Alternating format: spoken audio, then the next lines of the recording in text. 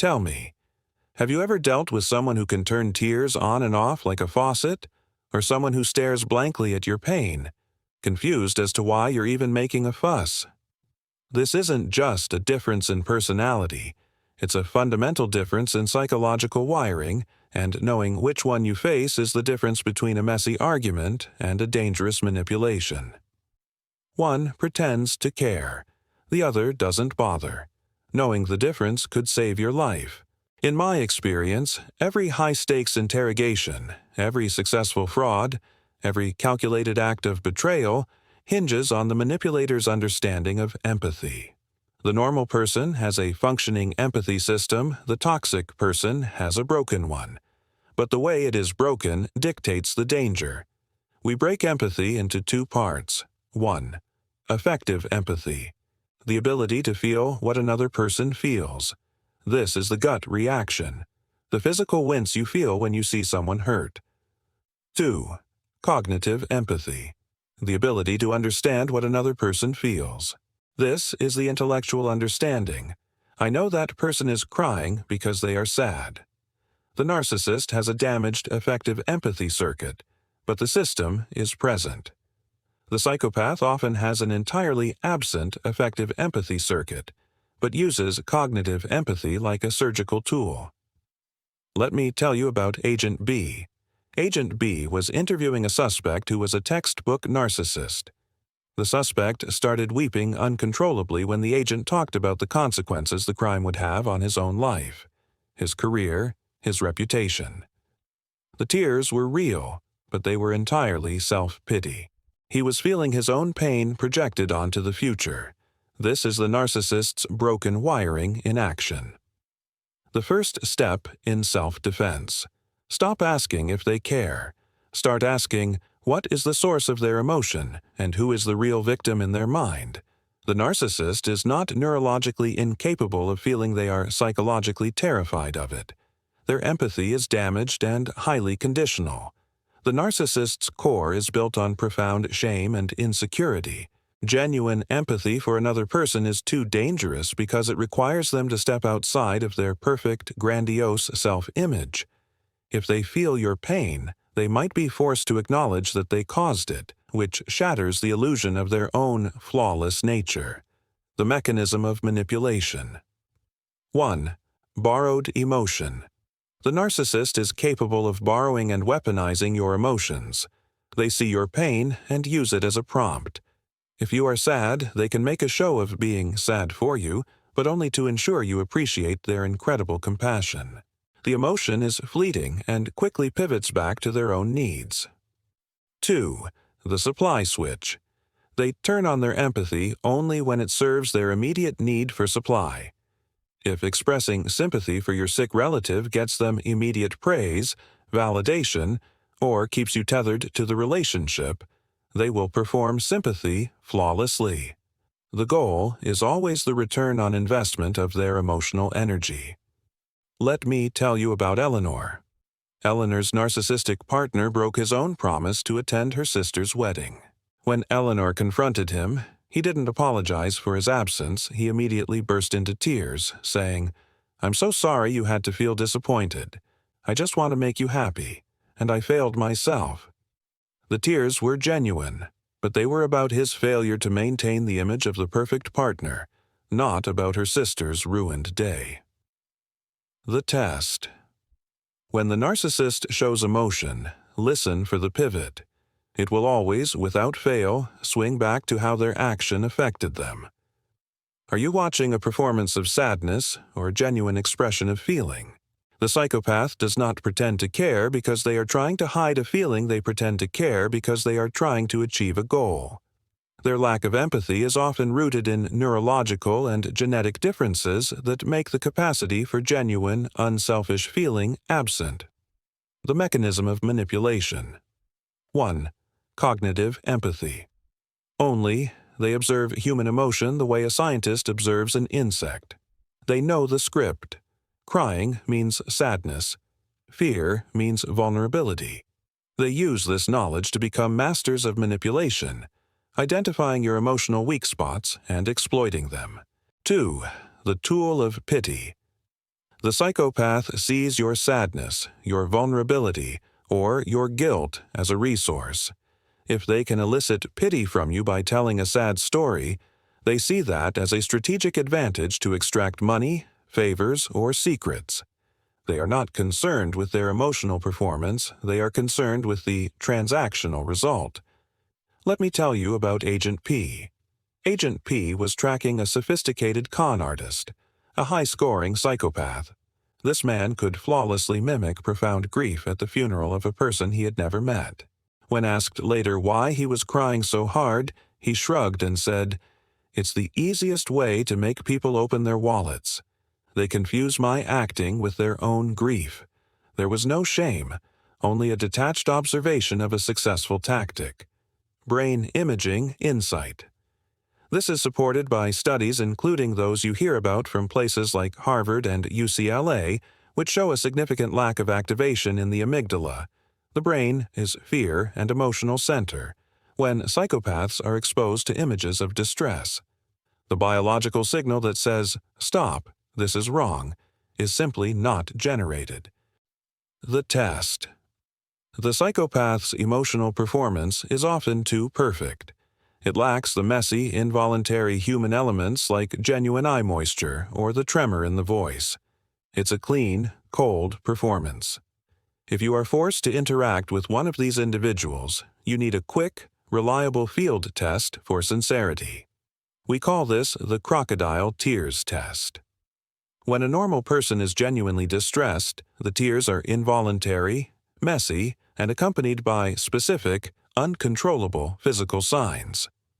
Indicator: genuine affective emotion, narcissist's performance, psychopath's performance. Tears: even, watery eyes, often a runny nose. Often accompanied by loud, dramatic wailing and self-pity. Tears can be produced, but the performance is central. Dry eyes, controlled tremor in the voice. Tears are rare and usually forced with eye rubbing. Focus: on the source of the pain. On the audience themselves. Are people watching? Do they look sympathetic? On the objective. Does the emotion move the conversation closer to the goal? Control. Lack of control. The emotion overwhelms the person. The crying, rage can be turned off the moment the audience leaves or the desired supply is received.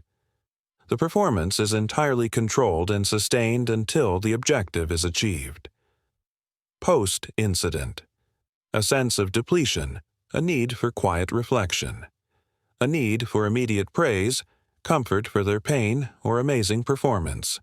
An immediate, cold pivot to business. Now that that's out of the way, about that loan. Let me tell you about Agent J. Agent J was consulting on a custody case. The narcissistic father would weep uncontrollably in the courtroom about missing his children.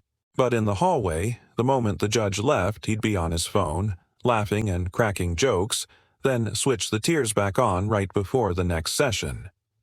The switch is the tell. The rule.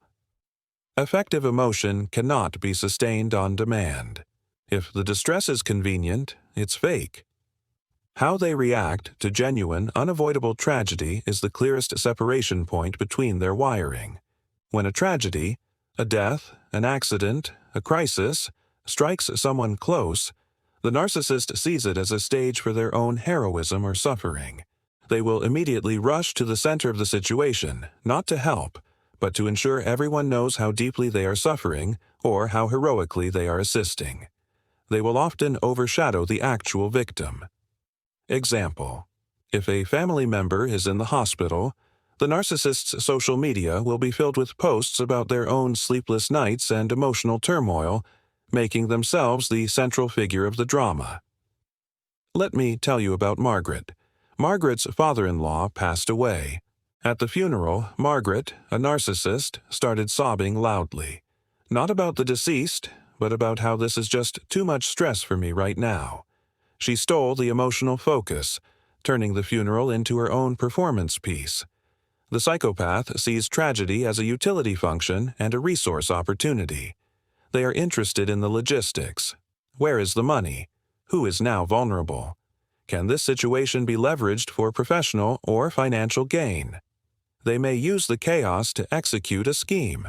Example: an accident allows them to quietly steal crucial documents, or a death allows them to forge a signature while everyone is grieving.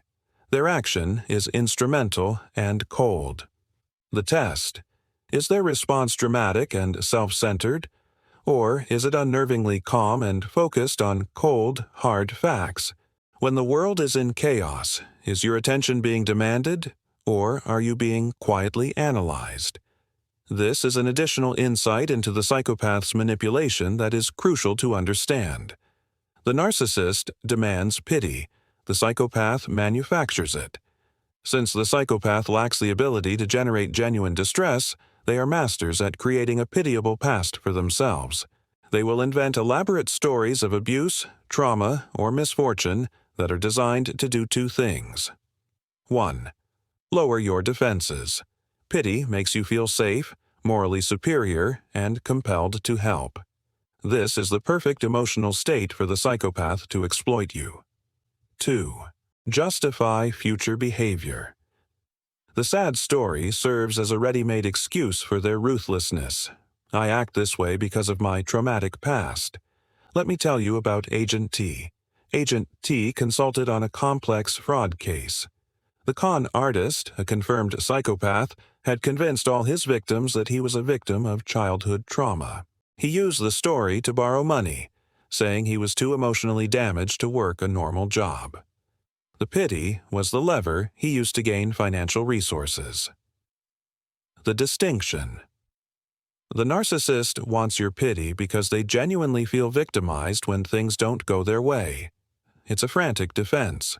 The psychopath wants your pity because it is a valuable currency that can be exchanged for assets, loyalty, or secrets. It's a calculated transaction. Does their sad story feel like a desperate cry for help, or a well-rehearsed anecdote designed to justify their current demands? The neurology isn't just academic, it dictates your safety strategy. You cannot use a defense designed for a fragile ego against a cold, calculating machine. Because the narcissist has a damaged but present empathy system, they are susceptible to shame and social consequences. Defense. Supply deprivation. Since their goal is supply, you must become boring and emotionally unresponsive. Deny them your fear, your anger, and your admiration. The effort will eventually exceed the reward, and they will move on. Danger. They are prone to emotional, messy retaliation when you cut off the supply. This is a fire you must simply weather with neutrality. Because the psychopath has an absent emotional system, they are only susceptible to risk and consequences. Defense. High friction, low utility. Since their goal is instrumental, you must make yourself a high-cost, low-reward target. Document everything. Involve legal counsel immediately, and eliminate their access to your resources. Danger. They are prone to calculated, surgical retaliation when you pose a threat to their objective. This is a silent war you must fight with facts and paper trails. Let me tell you about Agent K. Agent K was dealing with a psychopath who was attempting to steal a client's business. Agent K didn't appeal to the psychopath's conscience, he simply presented a detailed dossier showing the cost of prosecution would exceed the profit of the crime. The psychopath immediately backed down. Risk eliminated the motive. Are you fighting a messy ego or a quiet, efficient machine? Your final protocol must be based on the objective facts of their behavior, not your hopes for their morality. Behavior. Narcissist. Psychopath. Reaction to pain. Self-pity. Cries, complains, or rages about how the pain affects them. Calculated inquiry. Asks cold, logistical questions. How does this affect the schedule, money? Emotional performance. Loud, theatrical, and defensive. The emotional shift is visible and rapid. Smooth, cold, and flawless. The performance is sustained until the goal is achieved. Ewer, when caught, explodes in rage, denies, and blames you. Calmly denies, pivots, or acknowledges the mistake with no remorse. The exit, messy, followed by a hoover. Clean, silent, followed by permanent disposal. 1. Document the disconnect.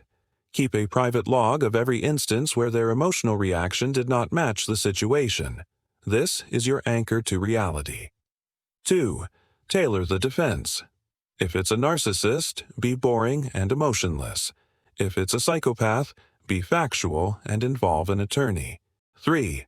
Act on wiring, not words. Never believe their apologies or promises of change. They are either defending an ego or furthering a scheme. Trust the pattern of behavior, not the performance. The most powerful thing you can do is to stop hoping they will feel the way you do and start planning based on the fact that they do need. Would you like me to generate the supporting content package based on this script?